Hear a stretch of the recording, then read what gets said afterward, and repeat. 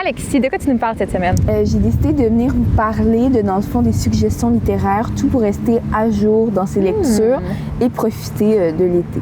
Mais ça tombe bien que tu le mentionnes, c'est vraiment un phénomène qui arrive là, pendant l'année scolaire, on travaille fort, mais pendant l'été, il y a la glissade d'été qu'on appelle. Fait que c'est un bon sujet que tu amènes aujourd'hui. Parle-nous-en. C'est quoi tes suggestions? Premièrement, je voulais vous proposer le roman Miss Pérégrine et les enfants particuliers. Dans le fond, ça se compose de 6 tomes, donc c'est une série très intéressante à lire. Et dans le fond, c'est une jeune fille entourée d'enfants particuliers dans un manoir, dans une maison dans le fond, et qui vivent toutes sortes d'aventures incroyables et fantastiques. Donc c'est très bien pour s'évader le temps d'un été. Très le fun! Deuxièmement, il y a le roman Eragon. Dans le fond, c'est un jeune dragon qui vit toutes sortes d'aventures, encore dans un monde fantastique, bien sûr. Ça se découpe en 4 tomes. C'est très intéressant pour les amateurs de fantasy.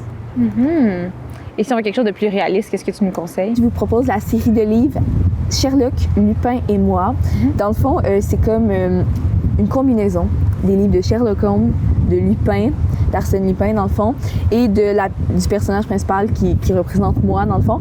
Et c'est une série de plusieurs tomes qui racontent plein d'histoires d'intrigues policières. C'est très intéressant pour se creuser ses méninges et travailler un peu le cerveau pendant l'été. Certainement. Et justement, c'est ça, c'est plein de belles offres de livres qui peuvent intéresser les jeunes. C'est où qu'ils peuvent aller chercher leurs livres? Est-ce qu'il y a des sites web pour conseiller des livres pendant l'été pour les jeunes ou des programmes dans les bibliothèques pour ça? Bien sûr, dans la bibliothèque, il y a souvent des employés qui travaillent là et qui sont excellents pour vous suggérer des livres adaptés à votre image et adaptés à vos goûts pendant l'été. Toutes les villes ont, dans le fond, une bibliothèque municipale, donc c'est très intéressant pour se procurer des livres et en emprunter gratuitement, donc idéal pour emprunter plusieurs livres.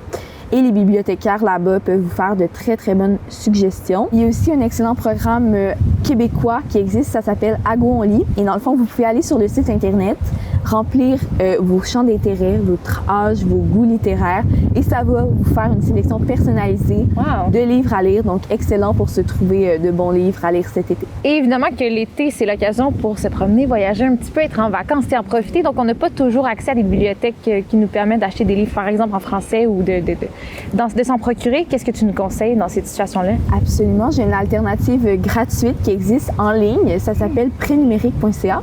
Et vous allez sur le site de la Bibliothèque des Archives nationales du Québec. Vous créez un compte et là, vous recevez un code que vous pouvez rentrer dans Prénumérique et emprunter parmi une large sélection de livres, un livre numérique que vous pouvez télécharger sur votre tablette ou sur une liseuse si vous en possédez une, ou même lire dans un navigateur. Donc bref, les options sont très multiples pour avoir accès à un livre gratuitement, à portée de main, partout dans le monde. Très cool. Et selon toi, évidemment qu'on encourage beaucoup la lecture chez les jeunes, ça c'est pas un secret.